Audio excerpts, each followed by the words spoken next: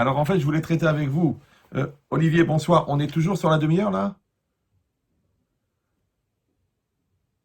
Justement, je voulais pas faire la mauvaise blague que la dernière fois que vous aviez pris la parole dans un mariage, on a eu le droit d'avoir un plat de viande et un dessert fromage, parce que vous avez parlé plus de 6 heures. Maintenant, ce soir, c'est vraiment pour tout le monde. Normalement, c'est 25 minutes. 25 minutes, ok. Ça marche. On vous a accordé la demi-heure. D'accord, ça marche. Alors en fait, je voulais partager avec vous une Gemara dans Brachot, Daf Kafret Amud Bet. Elle dit comme ça: Keshechala, Tanu Rabbanan, Keshechala Rabbi Eliezer, Nechnesu Latalmedav Levakro.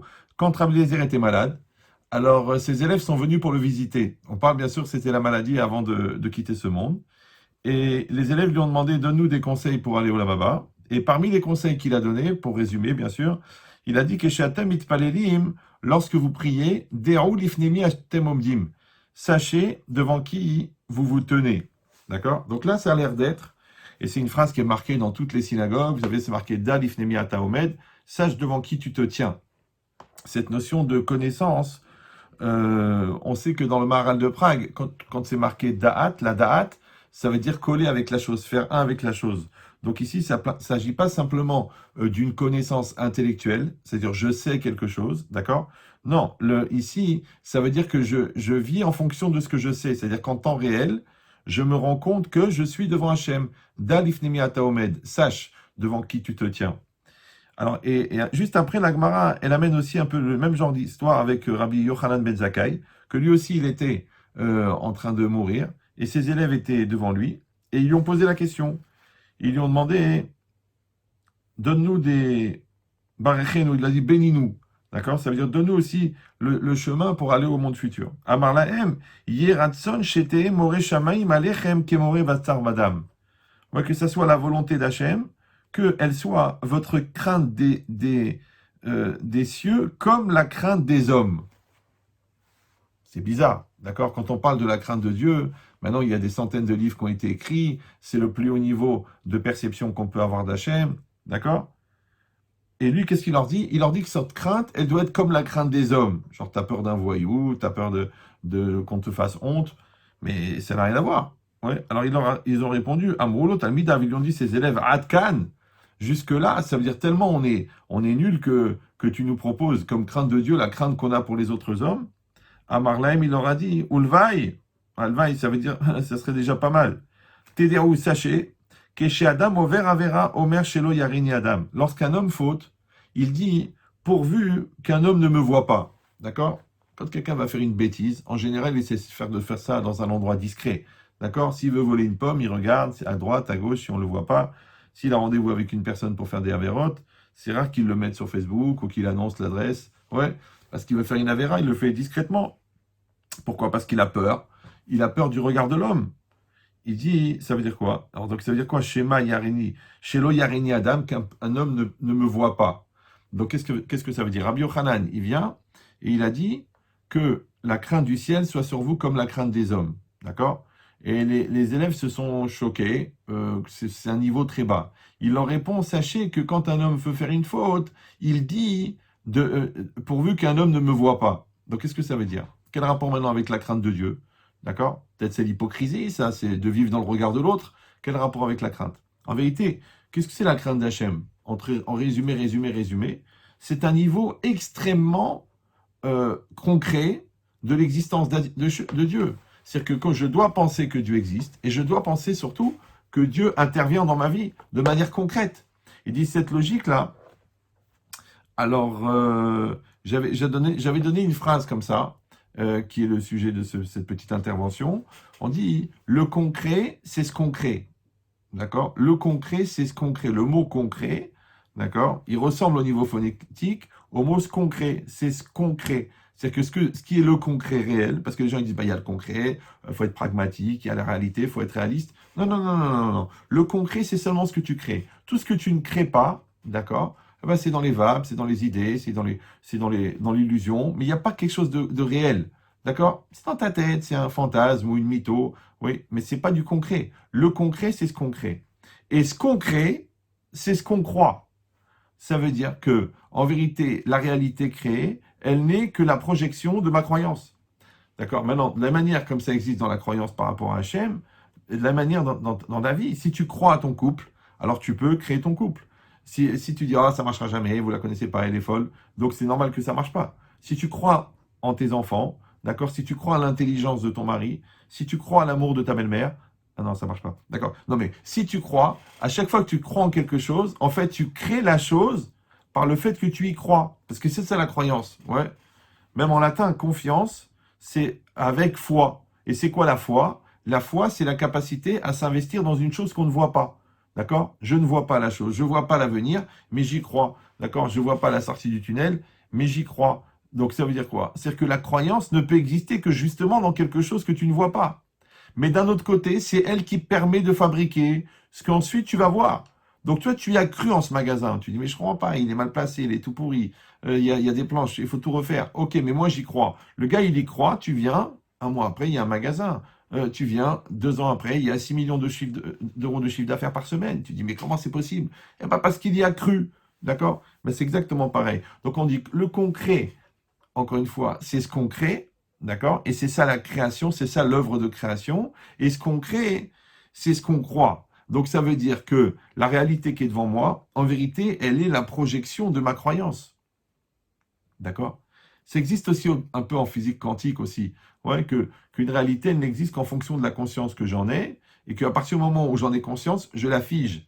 Mais là, dans la Torah, c'est plus fort. C'est que quand j'en ai conscience, je la crée, mais en plus de ça, je la mets en mouvement, parce que j'y crois. Ça veut dire que je vais projeter à l'intérieur la chose.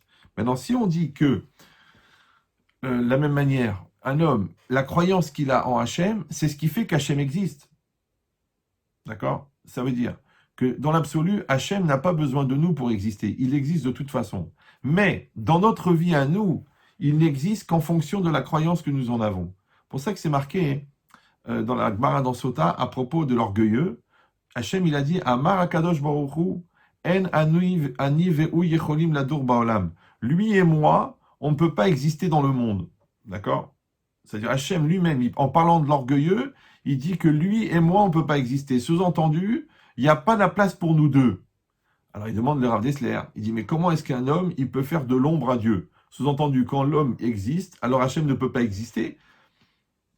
Ça veut dire quoi? Alors il répond, non, en vérité, qu'est-ce que c'est un homme?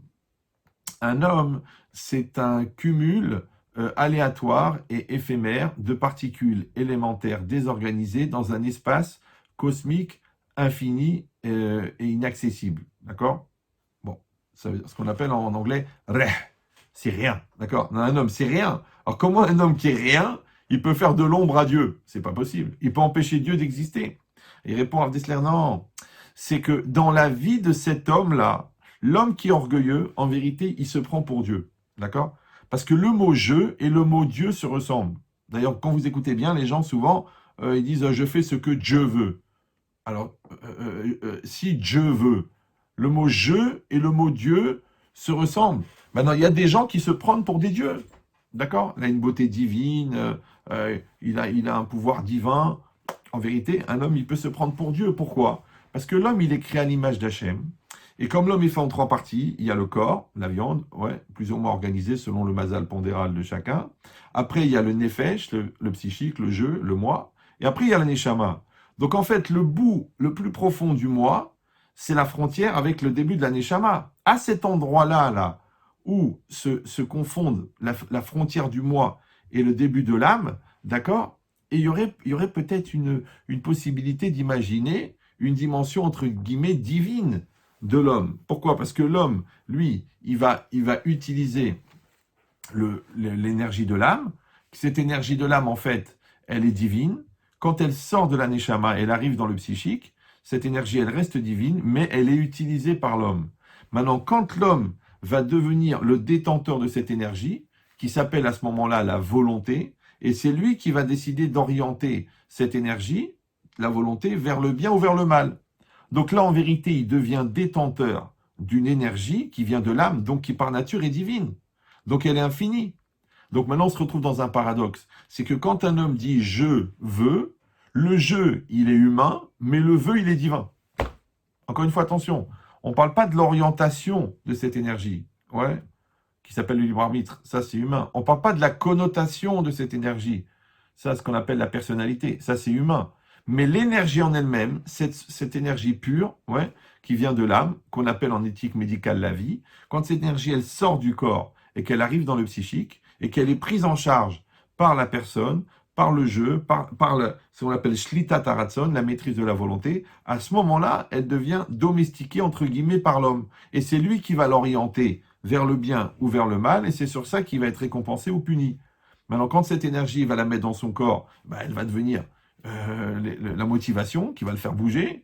Quand il va mettre cette énergie dans son projet, elle va devenir la détermination. Donc en fait, un homme est jugé sur le fait qu'il utilise bien ou mal cette énergie. Le problème, c'est que cette capacité à gérer l'énergie, elle va dépendre si son jeu va faire écran devant cette énergie ou son jeu va être l'orientateur de cette énergie.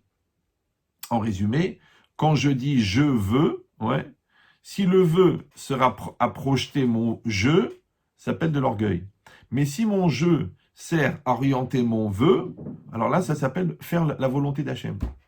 Or, la Torah nous a donné toutes les règles, comment faire pour appliquer la volonté d'Hachem. Or, de la même manière, puisque Hachem, il a créé l'homme à son image, de la même manière qu'Hachem, par sa volonté, il fait exister le monde, alors l'homme aussi, par sa volonté, il va faire exister le monde.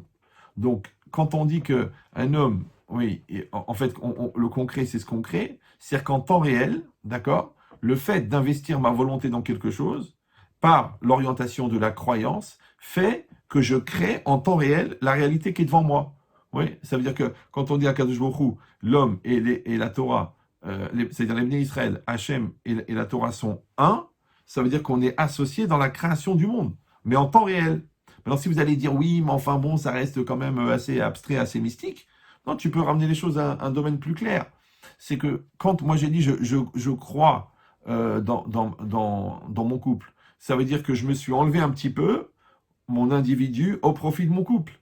Quand je crois à l'enfant, ça veut dire que je ne vais pas l'écraser avec ma personne, je vais le laisser exister. Donc je me suis retiré un peu pour que l'enfant existe. De la même manière, Hachem, il se retire, le Tzimtzum, pour que l'homme existe. Et bien de la même manière, moi, je me retire un petit peu pour qu'Hachem existe. Donc ça veut dire que cette volonté-là de faire exister Hachem sans prendre sa place, ça s'appelle, en un mot, Hirat Shamaim. C'est ça la crainte d'Hachem. Maintenant, chacun d'entre nous a cette possibilité. C'est ça qui est énorme. C'est le vrai défi du projet humain. C'est pas d'acheter 24 appartements ou d'avoir la fortune de Microsoft ou de... Non, en vérité, c'est ça. C'est de réussir à avoir cette proximité avec Hachem. Maintenant, ce lien-là, ce lien de conscience perpétuelle qu'on doit avoir de l'existence de Dieu, s'appelle Hirat Shamaim. C'est pour ça d'ailleurs que la première halakha du Shulchan Aruch, c'est qu'un homme doit dire perpétuellement Shiviti Hachem Lenegdi Tamid. J'ai fait régner Hachem devant moi perpétuellement. C'est-à-dire que quelqu'un, il doit jour et nuit avoir la pensée qu'Hachem, il est devant lui. D'accord?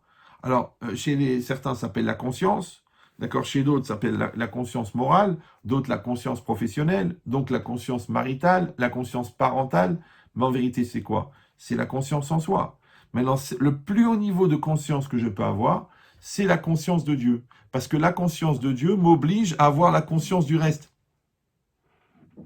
Oui. Ce niveau de conscience très élevé, ce qu'on appelle en hébreu le da'at. Oui. Mais maintenant, il va s'articuler, il va se décliner sous la forme de la hirat shamaim. C'est pour ça que celui qui n'a pas de da'at, qui n'a pas de conscience, qui n'a pas de connaissance, qui n'a pas de volonté, qui n'a pas de construction, eh bien, il ne peut pas craindre Hachem. D'accord? Si quelqu'un il est tordu, si quelqu'un il a la tête à l'envers, si quelqu'un il est hamad, si quelqu'un il est ignorant, ça va être très très dur de craindre Hachem. Pourquoi? Parce que, encore une fois, puisque le niveau de perception d'Hachem, il dépend de ma conscience et que mon niveau de conscience dépend de ma connaissance, bah oui, parce qu'un singe, quand tu lui mets des diamants devant lui, il ne sait pas que c'est des diamants. Pourquoi? Qu'est-ce qui lui manque? La connaissance. Ouais. Par contre, une personne qui est diamantaire, quand elle voit par terre des éclats de pare-brise et qu'elle se met à les ramasser un par un, et tu dis, mais enfin, monsieur, vous êtes en train de perdre votre temps, et tu dis, monsieur, ils sont à vous les éclats là? Il dit, non, alors je peux les prendre, je peux les prendre. Il les ramasse, il met une heure. Au bout d'un moment, le gars, il dit, écoutez, monsieur, vous êtes vieux, vous êtes à quatre pattes en train de ramasser des éclats de pare-brise. Il dit, excusez-moi, monsieur, il y a 600 carats là, de diamants bruts. Mais lui, il sait que c'est des diamants, parce qu'il est connaisseur. Et dans chaque chose, c'est pareil. D'accord? On te dit, ouais, tiens, le tonton, il a trop bronzé, il est tout jaune, il a dû manger trop de carottes. Mais non, Hasbe Shalom, c'est le cancer du foie, il est en phase 3, il lui reste une semaine. Ah, le cancérologue, il voit le cancer. D'accord? Et l'autre, qu'est-ce qu'il voit? Il voit il a le teint un peu bronzé. Il dit, non, cette logique-là, c'est-à-dire que la connaissance, elle donne accès. C'est pour ça que c'est une mitzvah d'étudier la Torah tous les jours, ouais, pour pouvoir augmenter son niveau de connaissance. Et son niveau de connaissance, il va augmenter son niveau de conscience. Et son niveau de conscience, il va augmenter son niveau de perception d'Hachem. Or, on y a dit, la crainte de Dieu, c'est une perception exacerbée, c'est une conscience exacerbée que Hachem existe et que Hachem intervient. À tel point, une fois on raconte que Baba Saleh, il a reçu chez lui un monsieur à la maison, et ce monsieur, c'était un rachat. Bon, ça arrive, il en reste un ou deux, on les a gardés pour le musée de l'homme. Et c'était un rachat, c'était un mécréant, d'accord? Il était très éloigné de la Torah. Et Baba Saleh, il s'approche de lui comme ça, il lui parle à voix basse, il lui dit, dis-moi, tu fais des avérotes? Il a dit, oui. Alors il lui a dit, mais t'as pas peur de lui? Alors l'autre, il s'est retourné, il a dit, de quoi tu parles? C'est-à-dire, tu t'as pas peur Hachem, il est là, et t'as pas peur, d'accord? Ça veut dire que nous, on dit il y a un concept, il y a une religion, il y a une perception intellectuelle, spirituelle, mystique. Non, non, non, non, non, non. Il faut que tu donnes à Hachem une réalité concrète. D'accord? Il est là posé devant toi. Maintenant, tu imagines en lettres d'or le nom d'Hachem, le Yud, le He, le Vav et le He, en or, ciselé, ou tu l'imagines en granit de 120 mètres de haut, ou tu l'imagines une lumière extrêmement puissante que tu n'arrives même pas à regarder tellement elle est forte, mais tu fabriques, entre guillemets, une perception d'Hachem qui soit réelle pour toi. D'accord? Maintenant, à tel point, quand on dit Veshem Hachem Nikra Alecha, le nom de Dieu, il est appelé sur toi, on croit que c'est une image, on croit que c'est joli. Non, en vérité, c'est concret. On raconte une fois que le Rav Chaim Sonnenfeld, il était à une réunion de Rabbanim, c'était en été, il faisait très très chaud, c'était à Yerushalayim à l'époque, et lui, bien sûr, il est toujours avec son frac et avec son Streimel, et il fait une chaleur de malade. Et il a la sueur qui coule comme ça. Et les gens qui assistent là-bas, les autres Rabbanim, ils ont eu peur, ils ont dit, bon, il est âgé et tout ça, il est en train de se déshydrater. Qu'est-ce qu'ils ont fait? Ils ont demandé à quelqu'un d'amener un verre d'eau. Ils ont amené le verre d'eau, ils l'ont posé à côté de lui. D'accord? Maintenant, le Rav, il fait sa dracha, il ne boit pas. Il parle, il boit pas, il parle, il boit pas. Au bout d'un moment, quelqu'un lui dit, Rav, on a peur pour votre santé, là, il faut boire. Voilà, un verre d'eau. Il a dit, je peux pas boire de ce verre d'eau. Il a dit, pourquoi? Il a dit, pourquoi? Il a dit, parce qu'il n'a pas été trempé au mikvé. Alors, je rappelle, pour ceux qui viennent d'adhérer au club, que chaque ustensile appartenant à un juif, avant d'être utilisé pour la nourriture, il doit être trempé au mikvé. D'accord? Maintenant, il n'y a pas un tampon trempé au mikvé. Alors, comment il a su, le Rav, qu'il n'était pas trempé? Ils lui ont demandé, Rav, mais comment vous savez qu'il n'est pas trempé? Et qu'est-ce qu'il a répondu? Rav Chaim Sonnenfeld, Zichron Libracha. Il a dit, Anilo roe et Shem Hashem alav. Je ne vois pas le nom de Dieu dessus. Je ne sais pas si vous suivez. C'est-à-dire que dans le reflet du verre, ouais, il doit voir le Yud, le He, le Vav et le He. S'il ne le voit pas, il n'a pas été trempé au mikvé. Il y avait un shochet aussi comme ça, qui passait des heures et des heures et des heures à aiguiser son couteau. Ouais, quelqu'un lui avait dit, écoute, combien tu l'aiguises ce couteau? Ça y est, il est bon, il est cachère. Il a répondu la même chose. Il a dit, je ne vois pas le nom d'Hachem dessus. D'accord? Il y avait un Rav Koenig, à l'époque, si vous l'avez... Bon, il est niftar, c'est le père du Rav Koenig actuel. Moi, quand j'étais adolescent, en terminale, il est venu dans l'école où j'étais. Et lui, il avait une caractéristique un peu spéciale, c'est qu'il voyait les avérotes des gens sur le front. Bon, je vous dis pas tout le monde est venu avec une casquette, vous avez compris, d'accord? Mais ça veut dire quoi? Ça veut dire que il a expliqué qu'il voyait le Yud, le He, le Vav et le He sur la tête du juif, ouais. Et s'il voyait qu'il y avait un défaut dans le Yud, ou un défaut dans le He, ou un défaut dans le Vav, il disait, ah, celui-là, il regarde trop les filles, ah, celui-là, il ment, ah, celui-là, il n'étudie pas la Torah, ah, celui-là, il fait des avérotes en cachette, d'accord? Mais il voyait ça sur les lettres, parce que le nom d'Hachem n'était pas complet. Tu dis, mais c'est de la folie, mais qu'est-ce que ça veut dire? Mais comment c'est possible? Donc ça veut dire quoi? Ça veut dire que quand on parle, encore une fois, d'une dimension, d'une perception d'Hachem, ouais, encore une fois, ça peut être une croyance, ça peut être une idée, vous savez, Dieu il est dans le cœur, Dieu est dans la tête, Dieu est dans le corps. Non, non, non, non, non, tu donnes une dimension concrète, ouais. Une dimension concrète, ça veut dire que tu le fais participer. C'est pour ça qu'on a la mezouza sur la porte, qu'on a les tefilines sur le bras, qu'on a la kippa sur la tête. Ouais, parce que c'est du concret, c'est du réel. Tu vas dire oui, non. Ouais. Une fois, je me rappelle, je travaillais, j'étais Bachour, j'étais encore un jeune homme, et pendant les vacances, pour faire un petit peu d'argent, je travaillais à la sécurité sociale. Et pendant le mois de Ben Azmanim. Et moi, bien sûr, j'étais Barco Yeshiva, donc j'y vais en chemise courte, avec les tzitzit, avec la kippa, une belle kippa, comme ça, genre coupole d'Internet. Ouais, et donc, il y a un monsieur qui vient me voir. Il est très énervé comme ça, je me rappelle encore, comme ça, une soixantaine d'années, un peu fort, chauve, nerveux, comme ça. Il me dit bonjour. Il m'a dit je suis le chef du département comptable, je suis, qu'est-ce qu'il m'a dit, juif, athée et communiste. Bon, j'ai dit une fois chez les mains. Il m'a dit mais j'ai dit, qu'est-ce qui se passe? Il me dit comment ça se fait que vous mettez le kipeleux? Bon, le kipeleux, j'ai compris qu'il n'était pas de Meknes, d'accord? Alors je lui ai dit mais monsieur, je le mets. Voilà, l'autre, à l'époque, c'est à l'époque des punks, l'autre, il a les cheveux violets. Celui-là, il a son truc, son turban sur la tête. Celui-là, il a une mèche comme ça qui lui sort. Et moi, j'ai ma kippa. C'est quoi le problème? Il me dit, non, c'est de la provocation et tout ça. Alors, je lui dis, écoutez, moi, il y a un truc qui me semble bizarre. Je lui dis, quoi? Il me dit, quoi? Il me dit, moi, il me dit, vous, ça fait 40 ans que vous dites que vous êtes athée et communiste. D'accord? Je dis, moi, la vérité, la kippa, ça faisait peut-être 1 an, 2 ans que je la mettais tout le temps, depuis que j'étais rentré à la yeshiva. Bon, la vérité, je l'ai oublié. Je la mets et c'est fini. Je dors avec, je truc avec, je l'enlève que pour le bain. Bon, alors je la sens même plus. En vérité, je suis pas sensible encore à cette kippa. Je dis, vous, après 40 ans d'athéisme et de hitnakdou, ouais, vous êtes encore sensible à la kippa. Je lui dis, mais toute la force de la kippa, c'est la sensibilité. Je lui dis, alors en fait, vous êtes plus religieux que moi, puisque vous êtes encore sensible à la kippa après 40 ans d'a- de- d'athéisme, d'accord?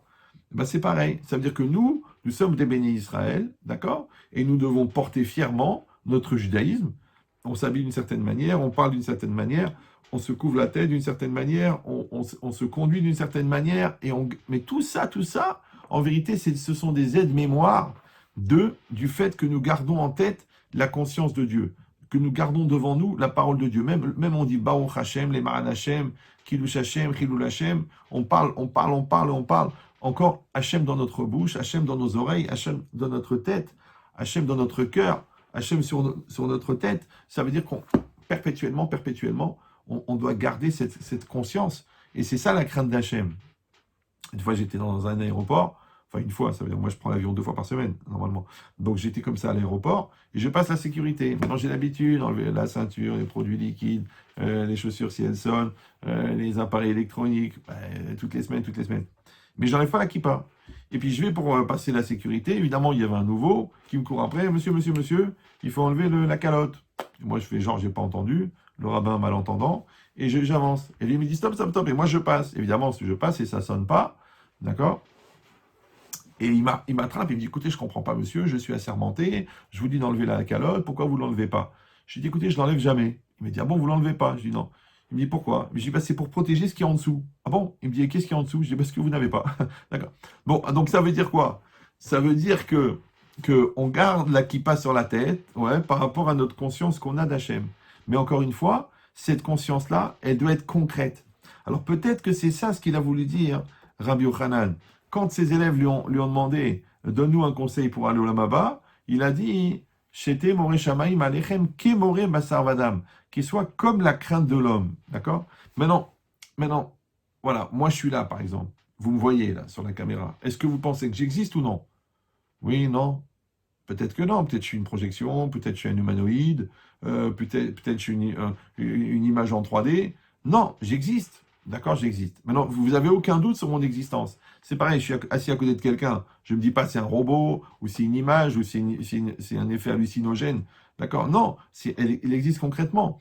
Maintenant, le jour où Hachem, il sera aussi concret pour toi que ton copain, qui est à côté de toi, ouais, c'est ça, chez Temore Shamaim Alechem. Kémoré Basarvadam, comme la crainte de l'homme, ça veut dire la conscience de l'homme. C'est-à-dire que de la même manière que je suis conscient que l'autre il existe, alors automatiquement, je dois être conscient que Hachem existe, mais avec le même niveau de concrétisation. Il dit ça, c'est un travail. C'est-à-dire que tout ce qu'on fait les mitzvot, tout ce qu'on s'assoit dans la soukha, qu'on fait attention à la cache-route, qu'on préserve nos yeux, qu'on prie avec la kavana, c'est pour augmenter ce niveau de conscience. C'est pour ça que l'Agma a dit que en fin de compte, c'est le but de la création Ouais, c'est pour arriver à la crainte d'Hachem. Parce que c'est marqué un pasouk, Reshit Rochma, Irat Hashem, et un pasouk, c'est marqué Trilat Rochma, Irat Hashem. Maintenant, les deux, ça veut dire le début de la sagesse, c'est la crainte de Dieu. Alors, une fois, c'est marqué Trilat Rochma, et une fois, c'est marqué Reshit Rochma. Mais Reshit, on sait que c'est le début, au commencement. Donc, c'est la même chose. Répondant, le Nefesh HaChaim, il explique, il dit non. Trila, c'est le début. Mais Reshit, c'est le but. C'est un peu comme la tête du train et la queue du train. Ouais, la tête du train, elle est en avant, vers la sortie de la gare. Mais quand vous rentrez dans la gare, vous avez devant vous la queue du train. Maintenant, pour vous, c'est le début, parce que c'est le début du train. Mais la finalité, c'est quoi? C'est ce qui va arriver à la gare. En premier, c'est la tête du train.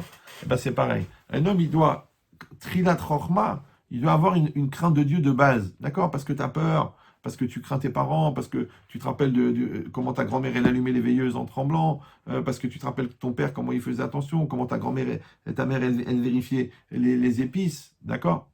Et ça, c'est une base, d'accord? Tu as vu ça, ça s'est imprégné en toi. Ça, c'est Trilat Rochma. Mais après, il faut étudier beaucoup la Torah, il faut beaucoup s'investir, il faut beaucoup se remettre en cause, il faut beaucoup s'élever dans les niveaux pour arriver à Reshit Rochma. Ça veut dire que finalement, la finalité de ta Rochma, la finalité de ta sagesse, c'est ta crainte. C'est pour ça que c'est marqué Mi, chez Iratreto Kodemet le Chochmato, Chochmato mitkayemet. Celui que sa crainte de la faute passe avant sa sagesse, sa sagesse va s'accomplir. Ça veut dire que tu dois imprégner chacun de tes actes de la crainte. Tu vas manger, alors, est-ce que c'est cachère, pas cachère? Est-ce que c'est sérieux, pas sérieux? Tu vas parler, attention, la shonara, moti shemra, d'accord. Tu vas travailler, attention, je dis la vérité au client, je l'embrouille, je lui cache les petites lignes écrites en bas, d'accord. Je lui cache les bons produits, les mauvais produits, non. Tu vas t'habiller, attention, pas shahatnez, pas shahatnez, d'accord, sniout, pas sniout. Dans n'importe quel domaine de la vie, ouais, tu dois pouvoir l'accomplir et l'appliquer grâce et en fonction de l'Eirat Shamaim. Or, quand tu mets ta chorma, c'est-à-dire ta perception réelle de la vie, en fonction de ta crainte de Dieu, ça veut dire qu'en fait, tu as associé Dieu à ton projet personnel. Du coup, c'est comme si tu as vendu 51% des parts de ta société au bon Dieu. D'accord? Maintenant, imagine-toi, tu as un petit problème de trésorerie parce qu'il te manque 4 000 euros pour terminer le trimestre, mais tu es associé à la Banque mondiale, d'accord, qui peut t'octroyer à peu près 113 billions de milliards par semaine. Ça va, t'es bien, t'es cool, t'es détendu, ouais, ou tu stresses un peu, comment je vais faire pour le loyer? Ben, c'est exactement pareil. Le fait d'augmenter la crainte de Dieu fait que je crée le lien encore plus fort. C'est pour ça que quand on a un problème, ouais, on va, on va pas voir le doyen de la faculté de Jussieu ou alors un grand médecin, on va chez un tzaddik. Pourquoi? Pourquoi? Parce que le tzaddik, il est tout le temps collé avec Hachem. Il a un niveau de crainte d'Hachem très très haut. Eh ben, c'est exactement pareil. Nous, on doit avoir ce souci d'aller toujours dans ce sens-là, de maintenir Hachem devant nous. Cette halakha, encore une fois, c'est une halakha simple, d'accord, Shiviti Hachem l'enegditamid, de maintenir Hachem perpétuellement devant nous, d'avoir cette conscience perpétuelle. D'ailleurs, juste une dernière anecdote, on raconte que le Chafetz Chaim, toute sa vie, on le voyait en train de bouger les doigts comme ça. Alors, les gens, ils ont cru, bon, il est fatigué, ou là, il est parkinsonien, je sais pas, il a les doigts qui bougent. Ouais. Il a demandé, mais qu'est-ce que vous faites? Il a dit, j'écris avec ma main Shiviti, Hachem, l'Enegdit Amid, pour pas oublier, pour garder la conscience. Ça veut dire que ça suffit pas de savoir. C'est pas que si on te pose la question, tu es au courant. C'est que tu as une conscience active, volontaire, positive de l'existence d'Hachem en temps réel. Et ça s'appelle une Hirat Shamaim, et qui soit bien sûr imprégné de la joie et de la chance et de l'amour et de la reconnaissance d'avoir la chance de faire partie d'un peuple extraordinaire et d'avoir une Torah extraordinaire dans un pays extraordinaire. Voilà. Chazak Obaruch à tous. Merci beaucoup, Rav. C'était magnifique. Et on me dit de faire de plus en plus vite parce que les organisateurs, il faut aller encore plus vite. Donc, j'avais tellement envie de parler du prochain Rav qui va prendre la parole, mais j'aurais pu en parler pendant une demi-heure, c'est-à-dire le temps d'intervention qu'il a. Et Rav Ochana, pour moi, c'était tout. Je l'ai connu à la